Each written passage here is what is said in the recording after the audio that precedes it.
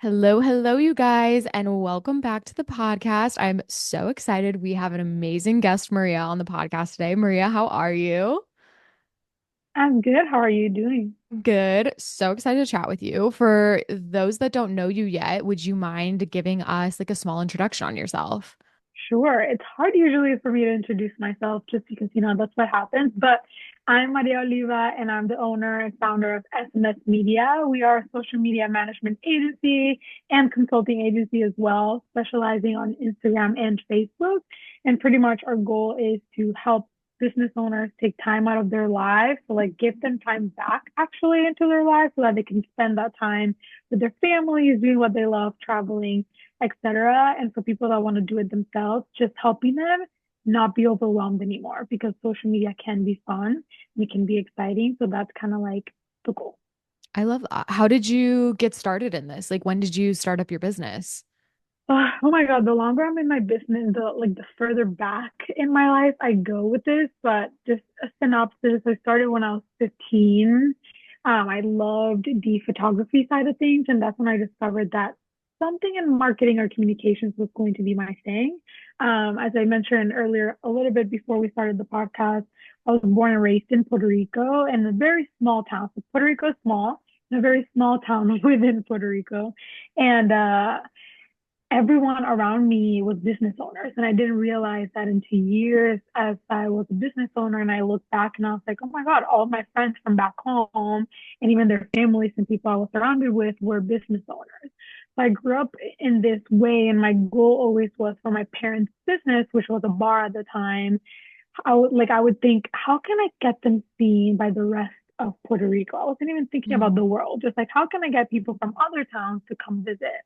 So snowballed many years later, went to college, had a or got a advertising degree, moved to the States because of Hurricane Maria, which is Mm. another topic, but moved after Hurricane Maria, landed a few different jobs like the Library of Congress. I worked at a UPS store. I did a million things. And within that, I landed a job at a marketing agency. And in that marketing agency, I was doing paid ads. And the COVID hit. And then COVID hit and I launched my business. And it was great because it was the same goal. It was like seeing this brick and mortar businesses or like hole on the wall restaurants that were amazing. But I was seeing their decline and no one knew who they were, where they were Mm. at because they had no online presence. So I was like, how they're going to die. Like this business is going to die because they're not marketing themselves and people are not walking around anymore. So that's like very long story long, but the goal has always been to help businesses get more visible. Mm. So obviously, like so much has shifted over the last decade with social media, but like especially in the last like 4 years, like what made you choose Instagram and Facebook as your two things that you kind of specialize in? I feel like I always was on Instagram and Facebook, but they just made more sense when I started my business and I had Mhm. to identify where to be. And then I also took a course where they taught me how to do social media and offer services for Instagram and Facebook. So I just stayed in that lane. How talk to me about like let's start with Instagram because I think that's like everyone's favorite app to hate. Like everyone loves it, but hates it at the same time. It really stresses people out. Like there's such complicated feelings around Instagram. How do you kind of Mhm. suggest people approach that app like in a way that feels exciting or doesn't feel overwhelming? Uh, there's a million things I could say, and I've done even presentations about this topic alone, but I would say I try to teach Instagram in a way where like you don't have to, but you get to show up. Mm. So a lot of us that are entrepreneurs, all of us should know that networking is important, right? So if we put in our brains and shift the mindset a little bit to like, oh, I have to market myself and I have to show up and show my face and sell myself, all these things that we dread and hate, because at the end of it, even for me as a social media manager, I have things to do. So my business Instagram sometimes gets cobwebs because I have Mm. other things, other accounts to manage, right? Um, but when you think about it in the way of like Instagram is a virtual networking event and it's completely free and you can put a time limit to how much time you spend on it every day, which I usually recommend 15 to 30 minutes a day only, Mm, then that starts shifting the mindset a little bit of like, oh, especially if there's a lot of entrepreneurs that are introverted, right? I hear this a lot. They're like, but like, I don't like socializing. What do I do? You still go out and network. We all do it one way or another, right? So putting that cap on and being like, okay, I'm going to put like an imaginary cap on for 15 minutes and I'm going to socialize for this time. And then I'm out of that app. That usually helps ease things, and planning things out too is another part of like, we all have to market ourselves. We know this as business owners, whether it's on social media, in person, etc. But it's like if you pick your poison and one of those poisons is Instagram, then try to find ways to make it more fun. Create mm, content that you like to create, but your audience also needs, like topics that light you up. Put a time limit on it. Think of it as a networking event that you're showing up to every single day or a few times a week too. And then also schedule things ahead of time or plan things ahead of time to make your life easier so you're not having to like scramble last minute because mm. you haven't posted in 3 weeks.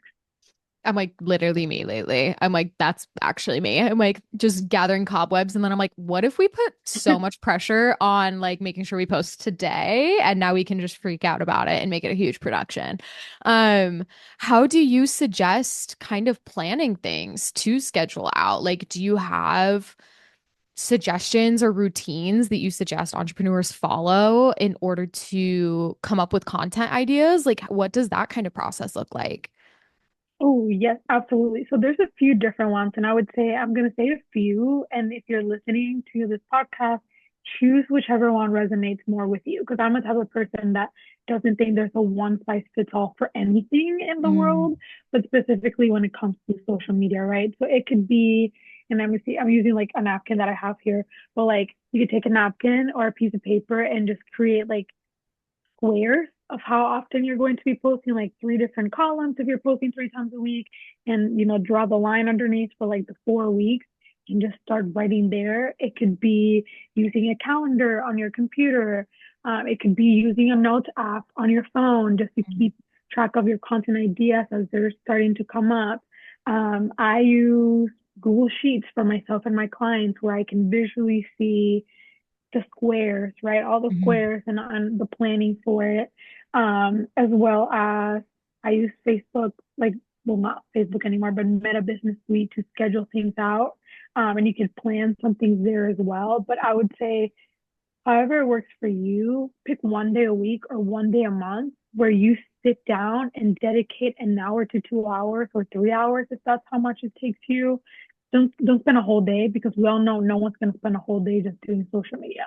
You're mhm, going to get distracted and just not do it. But like 1 to 3 hours at the most, I would say like an hour and a half to two is a sweet spot.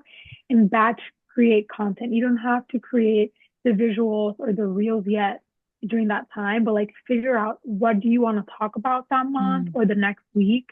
And that usually helps them a lot, or helps me and helps my clients and other entrepreneurs and business owners that I've talked to.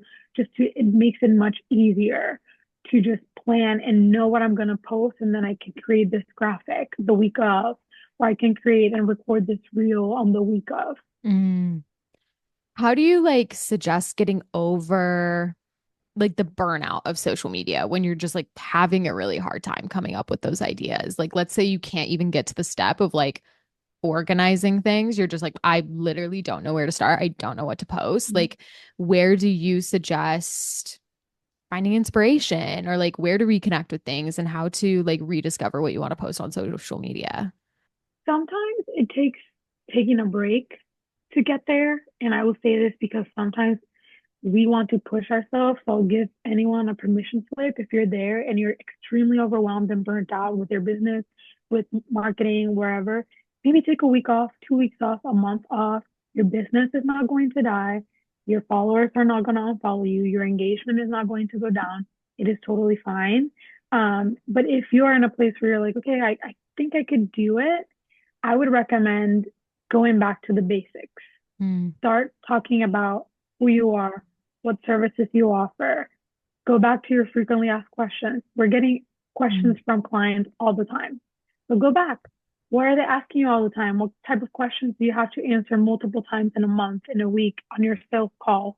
What Mm, are some misconceptions that you hear around all the time? Give people a refresher of what is it that you offer. Is it a product? Is it a service? Are there different ways they can work with you? Why should they work with you? What makes you different than others?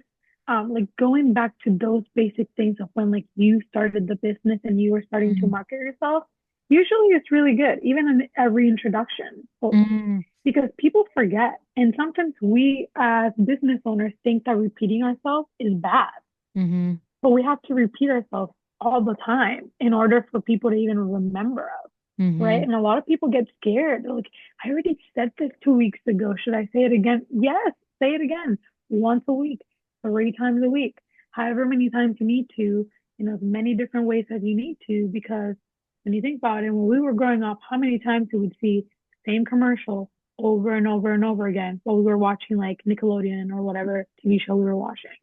No, absolutely. Just Like, repeatedly. that's just how marketing works.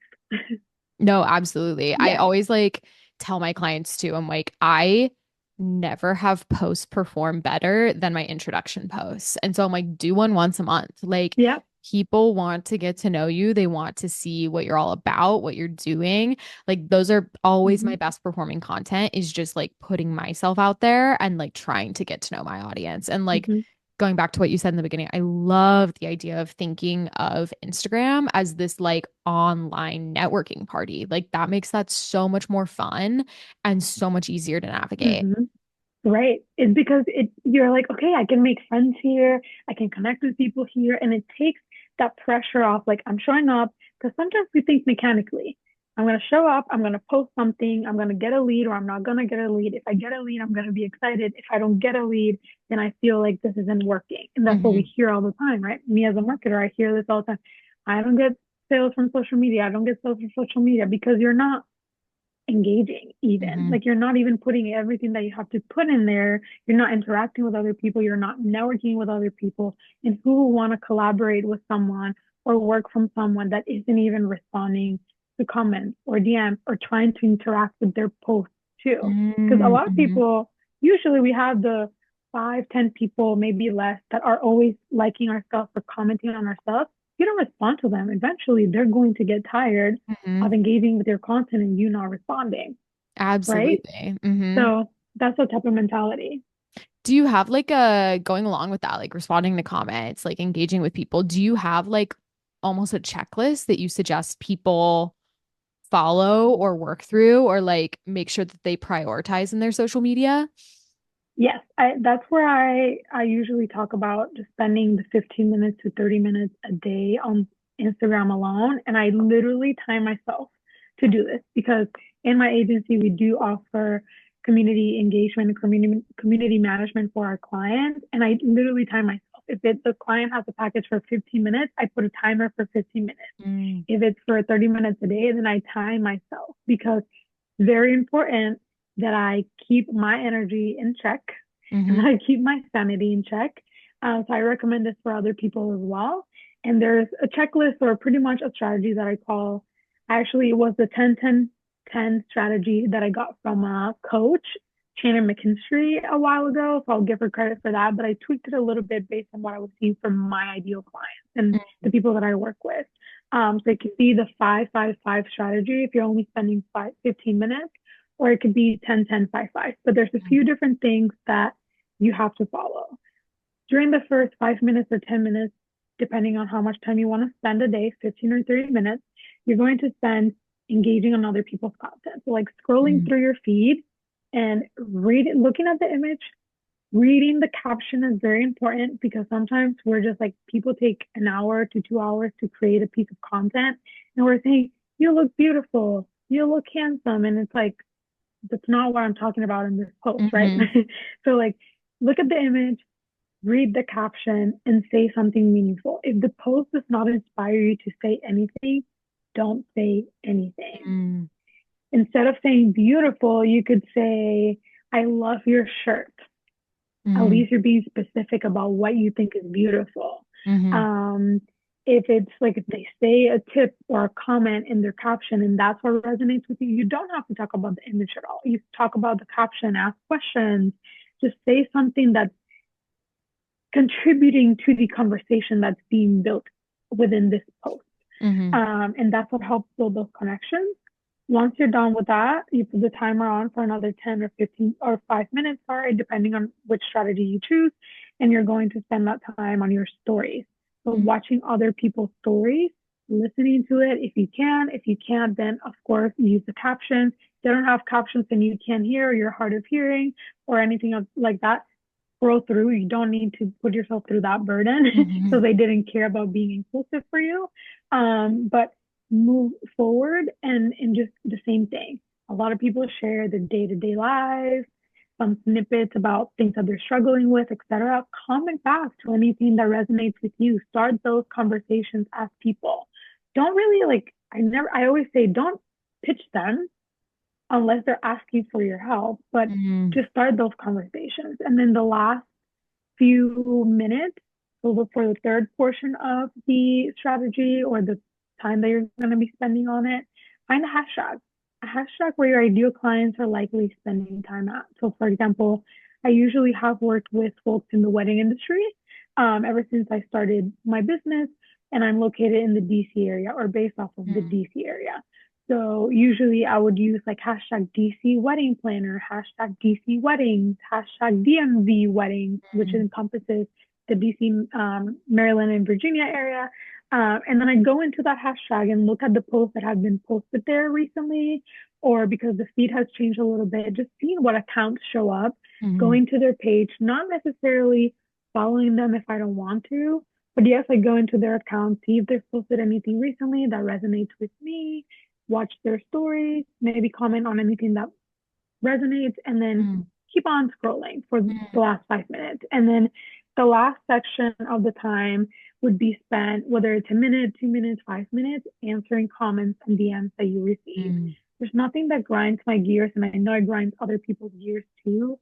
And I actually saw this. I'm in Puerto Rico right now, and I wanted to go to a beauty salon. So I'll give an actual example. I wanted to go to a beauty salon, and they use their very popular in this area, and they use their Instagram to promote their availability and services, of course. And they posted that they had availability for tomorrow at 11 a.m. So I naturally comment and say, hey, is this spot still available? Because it was 5 hours after this story was posted. They respond the next morning and say, hey, to book. They didn't even say yes or no. They just said, hey, for bookings and appointments, please message me on this phone number, blah, blah, blah. And I was like, no, I didn't even make the appointment. I didn't make the effort to even message them because if you're going to promote it on social media, then you should be able to tell me at least yes or no, it's available, but to secure your spot, email me or text me here. So it's Yeah. like we want to make sure, and what I'm trying to say with this is, what we want to make sure is that the process for someone inquiring to work with you or buy a product from you, make it easier, make them feel seen, make them feel heard. Don't use your social media to promote something and then take them out of social media after they've inquired for it, right? Because that leaves a bad taste in people's mouths. So like making sure that you are responding to questions, you are responding to feedback or inquiries directly. And if you can, and something that stresses you out, hire a VA, Mm-hmm. hire an assistant, have your child do it, have your sister do it, like whoever it might be in your home or someone help you out with that. Because if you're promoting yourself on social media, I think, at least in my perspective, and I know it is very hard because we're very busy, it leaves a bad taste in people's mouth and can push them away from working with you if you're just telling them, ignoring them, and or telling them like, well, I don't receive inquiries here, don't DM me because you are promoting yourself in that platform. Mm-hmm. No, I think that's such a good perspective. And I know, like, in the beginning of my career, and I see a lot of photographers do it all the time where they're like, don't DM me, only message me here, blah, blah, blah. Like, you get so, Yes. the ego gets so large for some reason surrounding this. And Yep. I really tried to, like, it took me a long time. And like now I really try to coach my clients that I'm like, these people want to hire us. Like this is such a large investment for them. And like that in and of itself is such a compliment. And like they shouldn't be punished by contacting us in a certain form. Like it takes 2 seconds Right, to even just be like, hey, can I get your email? And I will email you. Like, let me do the legwork. You've already messaged right, me. Like, let me reach out to you and send you those details. Like, I'm not great at tracking DMs or whatever that is. But like, it's such a right. compliment that people want to work with us. And like, we should not be punishing people because they're messaging us on a platform that we were advertising on in the first place. Yes, I would say that even the last part is what resonates with me even like the most out of everything because we are choosing to market ourselves there, then we have to reap the repercussions of doing that, right? And we have to be available to them, especially in the wedding industry. It's a very emotional decision for a Hmm. couple to choose a photographer and to choose a planner. They need to see your personalities on social media. You don't Hmm. have to show your children. You do not have to show your spouse.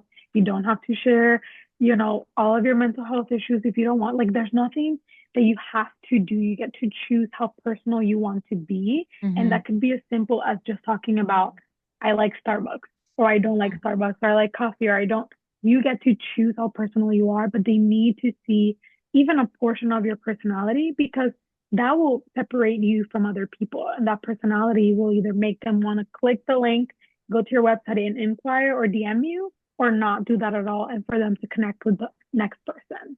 Absolutely. Oh, I love all of that. That's all. Like, I think we just always need to hear it as well. Like you can't say it enough. Like it truly needs to be heard constantly because it is tough and like it's difficult to show Right. up online in the capacity that we're required to now, but it is what it is. And like it's better to, like you said at Mm-hmm. the beginning, like we get to do this. Like what an amazing free marketing tool that we have access to. And like that is such a blessing and we're Mm-hmm. incredibly lucky.